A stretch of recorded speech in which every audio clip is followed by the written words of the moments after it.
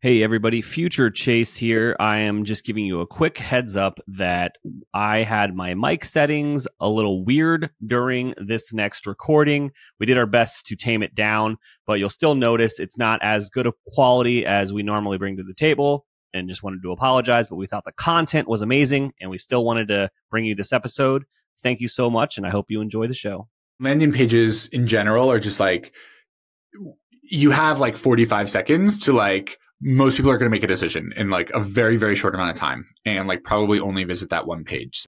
Welcome to Honest Ecommerce, a podcast dedicated to cutting through the BS and finding actionable advice for online store owners.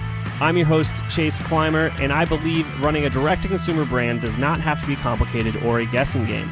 On this podcast, we interview founders and experts who are putting in the work and creating real results.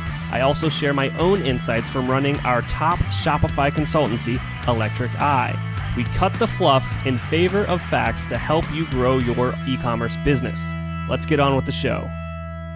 Hey everybody, welcome back to another episode of Honest E-commerce. Today, I'm welcoming to the show an amazing CTO and co-founder at one of, if not my favorite product to use as of late, Adam Kitain from Intelligems. Welcome to the show. Chase, thanks for having me. I am pumped to be here. So I bring up the product way too much on this show, but maybe if I don't know what the hell Intelligems is, tell me what it does. So Intelligems at its core is a testing platform for Shopify e-commerce brands. So that's hopefully the audience that your listeners are.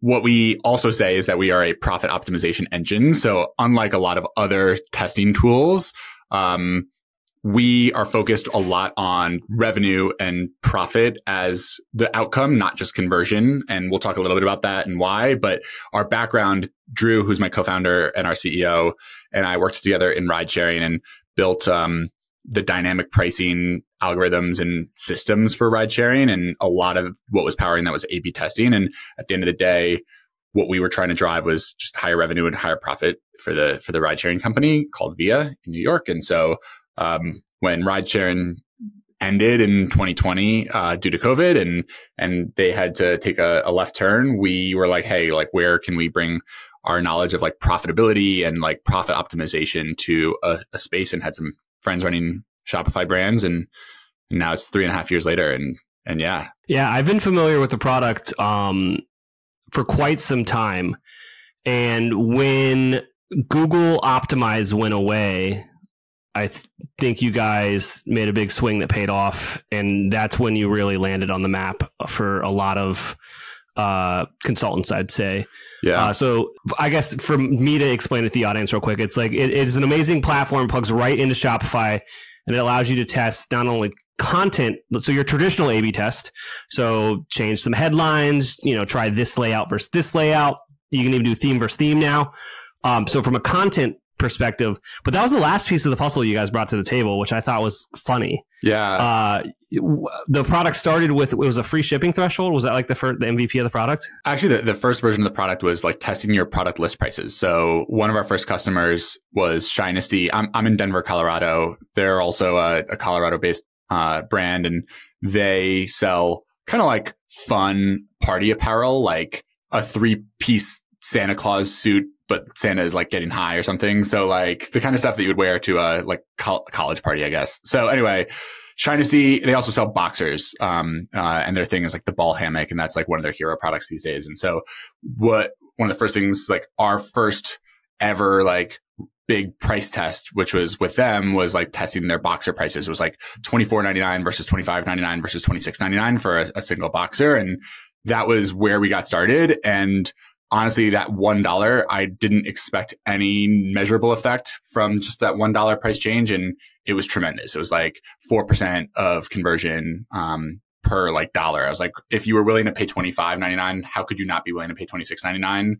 But a handful of people weren't. And so that was kind of like the aha moment for us. And so yeah, the first product was actually just testing prices. And then that kind of snowballed into testing your free shipping threshold, the shipping rates for different, how much to charge for each rate, express and standard and things like that, discounts and offers. And so whenever people would be like, hey, can you also help me test like my PDP layout or some sort of theme stuff and design, we would always say use Google Optimize. Like, we're not going to compete with a free Google tool because we're just like a couple of folks over here. So we were trying to stay in our lane. And then Google did the Google thing.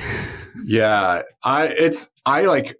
We talked to a bunch of different folks and they're like, why did Google do that? And it's like, I don't have a great answer. I mean, maybe I don't know if you have any insight into that, but honestly, it was good for us because there were a lot of people that we were talking to like, hey, like you guys do CRO and like you should also try testing prices. And like some people picked up on that, but a lot of people were like, like, I don't know, I'm not sure. So we had good traction for the first, 2 years. And people, I would say early adopters.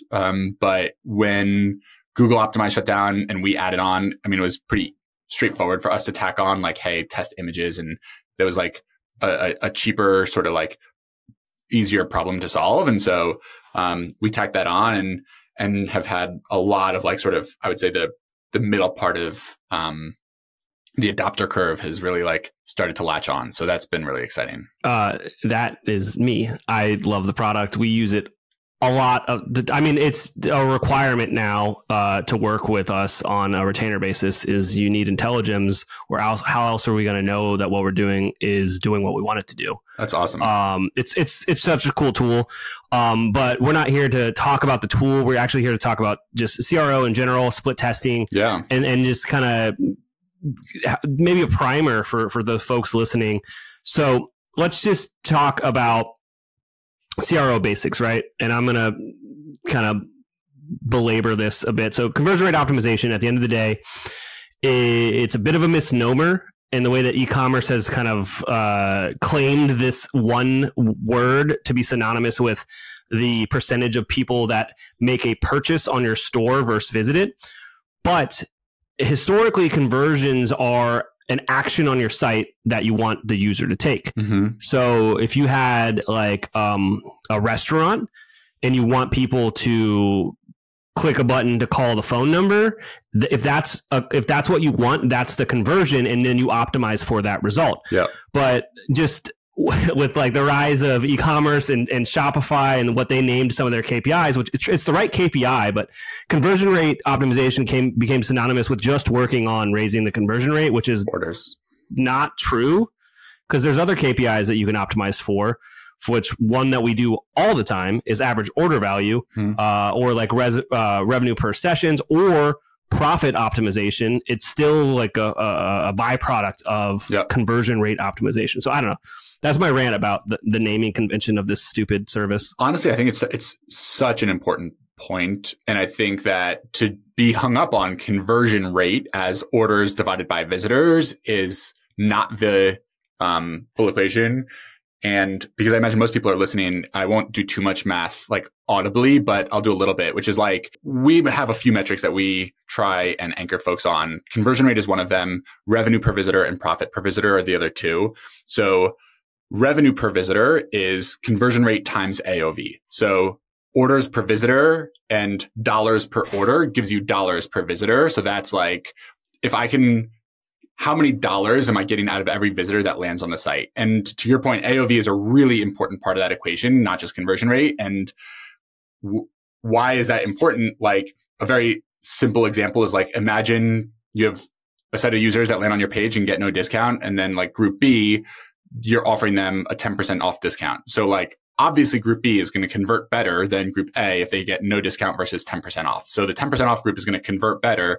And if you were to look at that on its face, then, and at just conversion rate, then like, well, you should just give everyone 10% off, and like take that to an extreme. We should just give your product away for free. So like, obviously we need to take AOV into account, because what that 10% discount is potentially doing is like reducing your AOV by 10%. And so then you start getting into like some price elasticity math. But basically, if conversion rate times AOV in the second group is less than the conversion rate times AOV in the first group, so revenue per visitor in group A versus B, that's like, at the end of the day, I'm trying to get as many dollars for every person that I'm paying money to drive traffic to the site. I might as well like try and get the most dollars from them. And so that's like revenue. And then profit is like taking that even one step further of like, hey, like, are they buying products that are high margin? And am I like eating too deeply into my margin with this like 10% off and things like that? Yeah, I mean, it's another another cool thing about your product, but you can do this with any testing product. To be honest, is that you have all the data, you can run all these different analyses, and something that like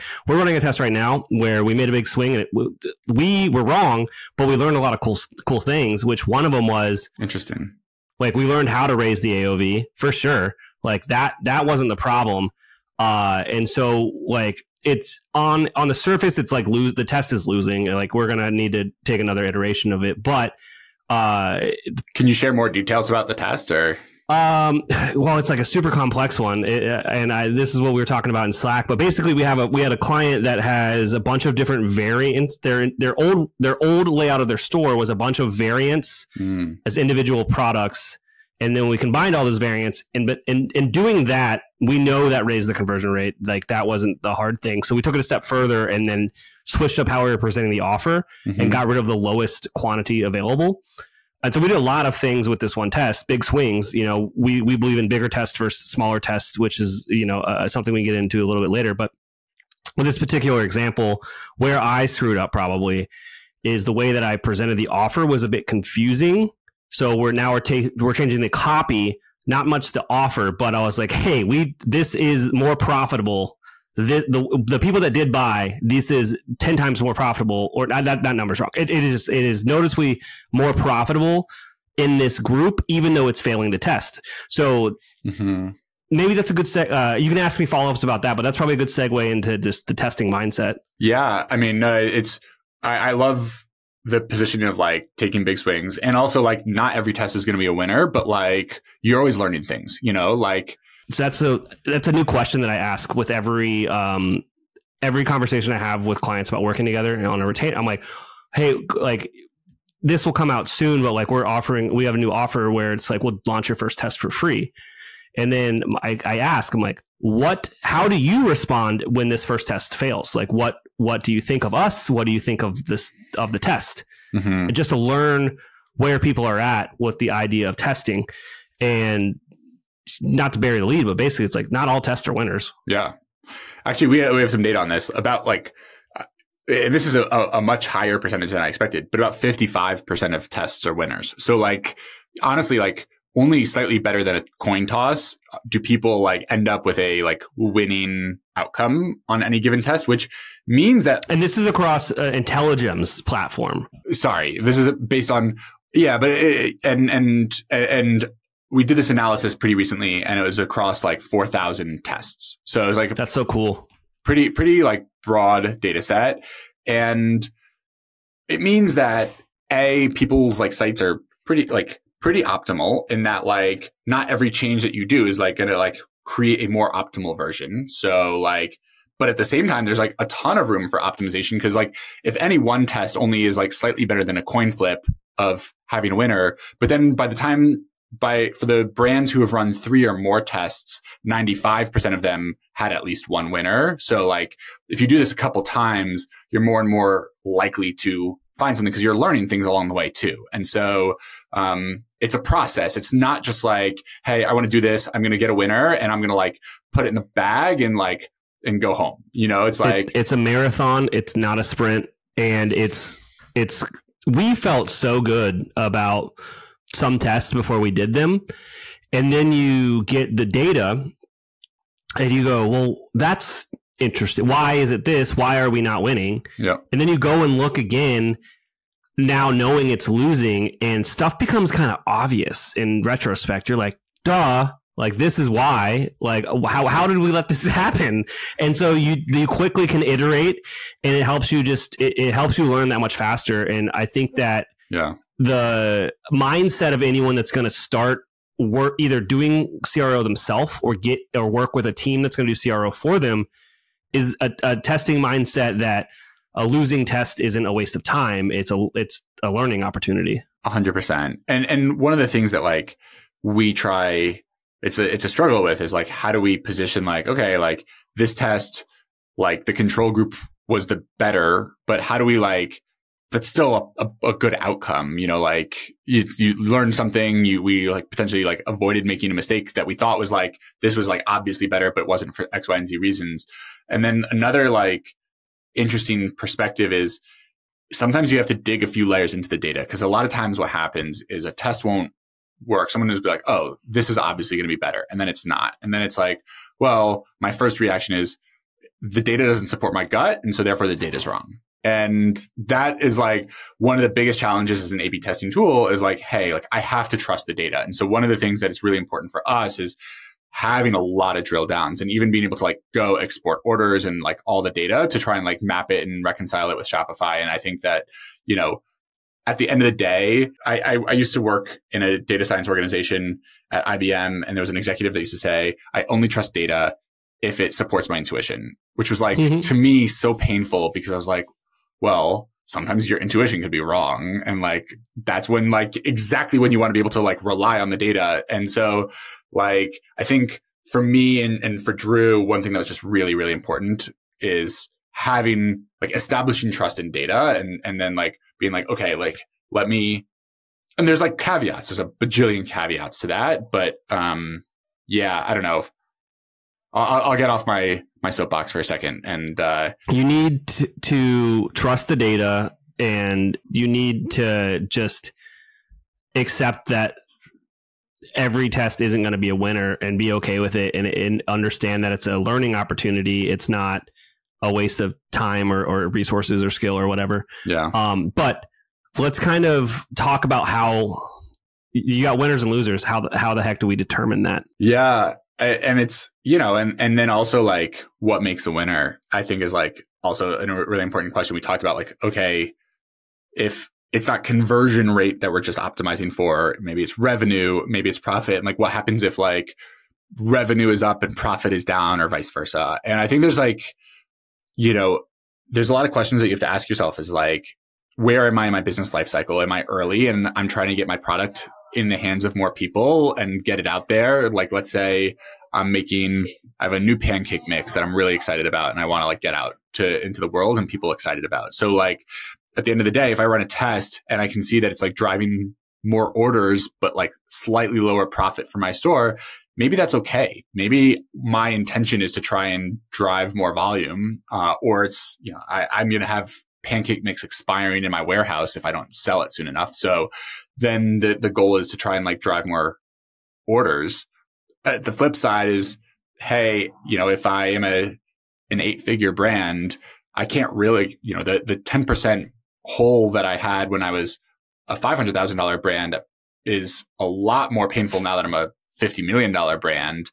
And so I need to right size my profit. And at the end of the day, you know, a lot of brands are in the situation today is like, I got to like work on cash flow, and I got to make sure that I'm like, you know, spending a lot of money on marketing, but like that's actually driving like returns, not just volume. And like, Dave Rakuch I think it's Dave Rakuch who says it. Maybe he's quoting someone else, but he used to say, he told me, revenue is vanity, profit is sanity. And so that's why we focus so much on profit. But at the end of the day, there's so many different considerations to consider.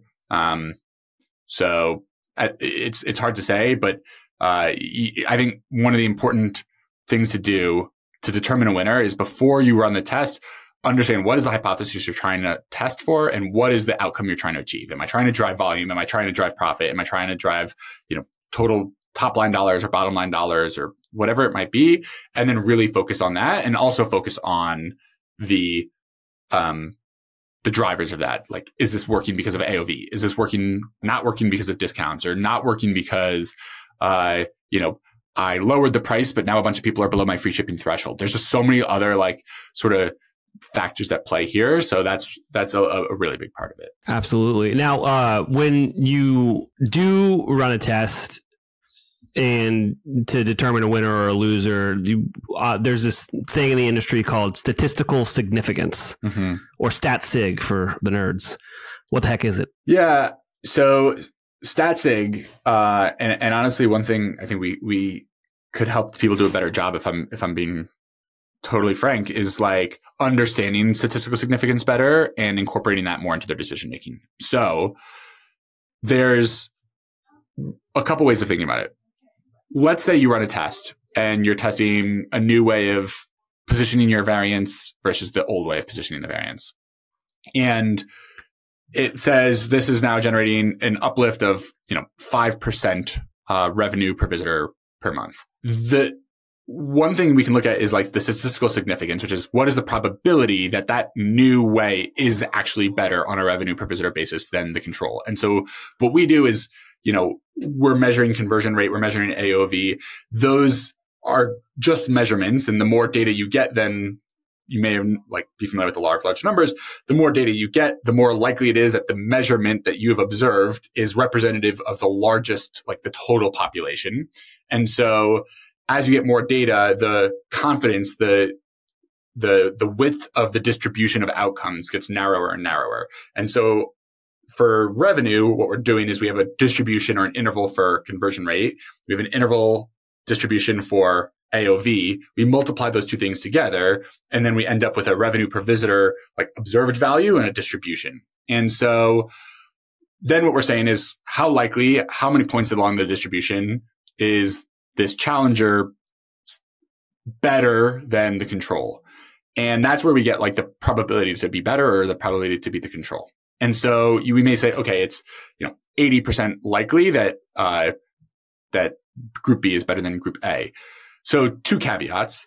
One caveat is that 80% feels like a lot, or even 70 or 60% is that's better than 50%. But what you have to realize, first of all, is that the probability to be better, the baseline is 50. So 50-50 means that actually it's a total coin toss. You actually have no idea. So once you get to 60-40, it might seem 60%. It's it's almost passing. But actually it's barely better than the no knowledge baseline of 50-50. So I think that people get skewed as the number, or their perspective is a little bit shifted because it's easy to be 70% or 80%.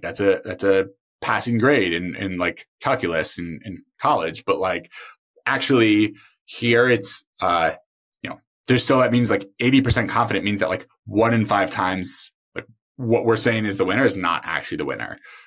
So that's one caveat. The other caveat is it's just the probability to be better, not the probability to be specifically 5% better. It could be 2% better or 1% better and still be better. And so there's a range of outcomes on the measured value. And so we're saying, it's 5% better, but actually that could be 2%. It could be 7%. 5% is just sort of the expected based on what we're measuring. And so anyway, I think that there's a lot of, this is getting a little weedsy, but there's a lot of considerations of how much better is it and how likely is it to be better? And at the end of the day, you also have to think, you could get more data and let this test run longer, and that will help increase the statistical significance and get you to a higher degree of certainty. But you also have to think about, well, what's the downside? What if I'm wrong? What if I do this thing? There's a 4 out of 5 chance that it's better and a 1 out of 5 chance that it's not. Could I go roll this out and then go on with my life and try the next thing? And that's why, one of the things that we talked about before was taking big swings and maybe this is just not the big swing. Maybe this is probably better and let's just move on to the next thing. And so also, time is also an important resource of yours that you can't get back. So also a factor to consider. Yeah, I think that once the test gets to a point where there's arguably a deterministic winner, move on with your life to the next one. Yeah. Because it's all about these incremental engagement, incremental increases. The 1% better is going to change your business. If you can get 1% better every day, every week, whatever, that's going to change the trajectory of your business over time. First, one thing that is right that does 5% increase or whatever. It's it's those little wins repeated over time that are really going to change things. And yeah, you're right. It's you also can't test a bunch of shit at the same time.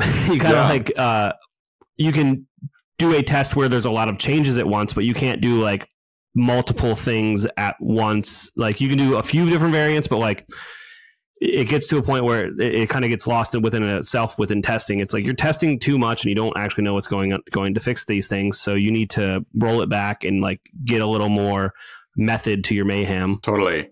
Yeah. And that's why there's like this overlap between art and science here. And, you know, also something that we were talking about before we hit the record button was like, there's a special kind of person that like needs to wear this CRO hat, right? Like that you need to have a little bit of an artist sense. You also need to be like a little bit of like a math geek. And I think that it's like you need both, because at the end of the day, like the data can tell you a lot of stuff, but you could also slice and dice the data in a lot of different ways and like get the data to tell you a lot of different stories. And so I think there's like both the opinionated artistic side, and like I understand my customer and what works well, and I understand also the dynamics of interaction on an e-commerce site, with also this like, let's get geeky and get into like the weeds of AOV times, you know, margin times conversion. Yeah, it's like the hat that a conversion rate optimist would wear would be or an optimizer. I don't know what it would be, but like an optimist. what a nerd's going to do is like you've got to look at it from like,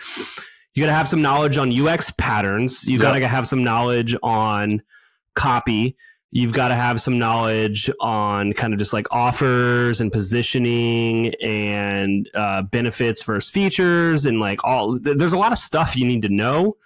And then you have to have the ability to challenge your own beliefs about the product or just what you are reading on a page. And it's like, you read something and you take it as fact, and then you go, well, what if I don't know this brand? I don't know this product.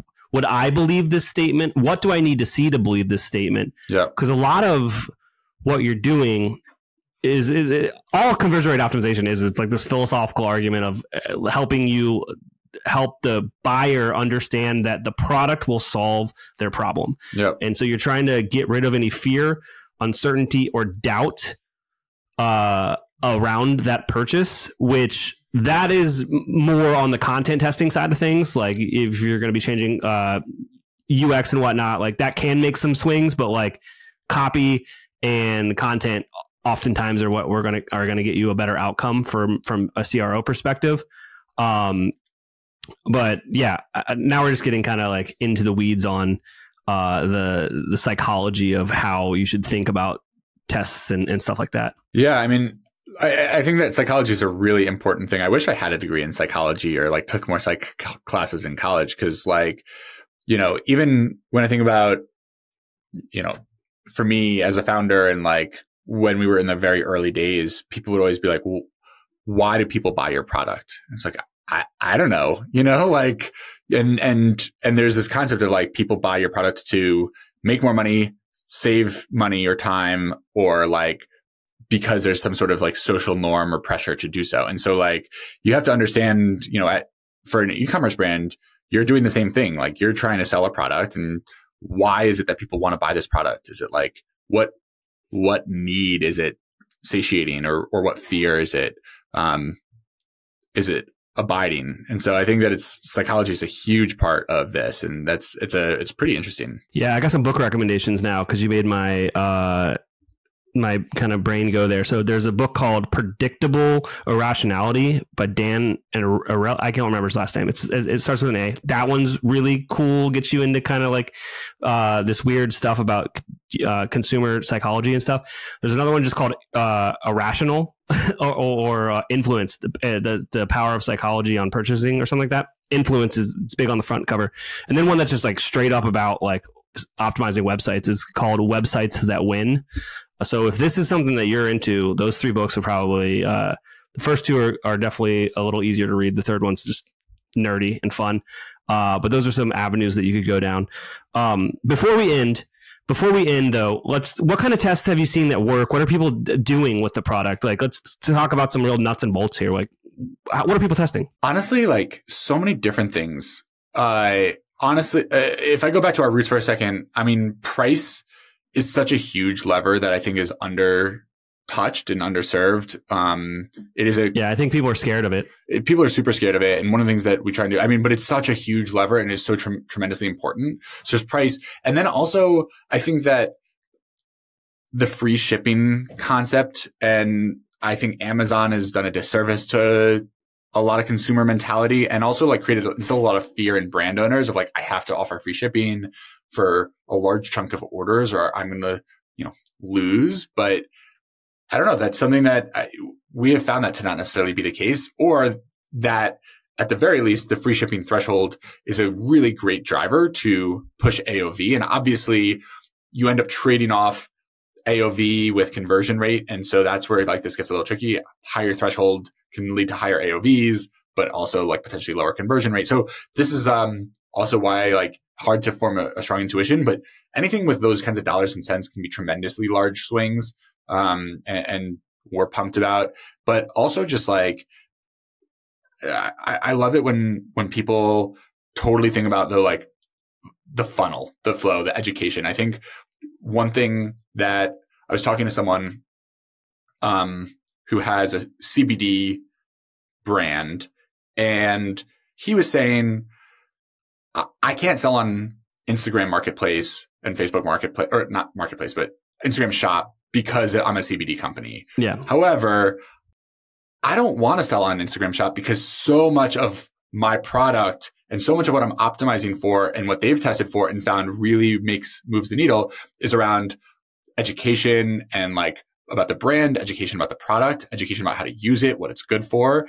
And so actually making sure that they have the buying funnel and the buying journey that for them provides like the right balance of content and education while also making it not too much friction to get from a new user to landing on your site to buying it. I think for him, that was what he said has really made a huge, tremendous difference. And not just on boosting conversion, but overall, like to his bottom line and to like sort of the long-term feasibility of his business. So anyway, I thought that was really insightful.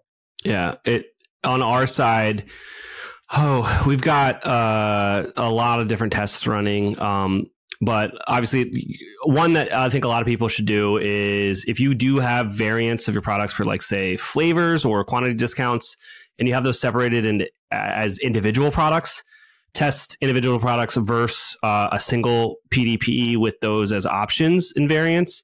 And using Intelligems, it was pretty straightforward to do that with a theme test. And I can even tell anyone how to do that because it is a little more like 300 level of how to set that test up. But that's one you should probably run.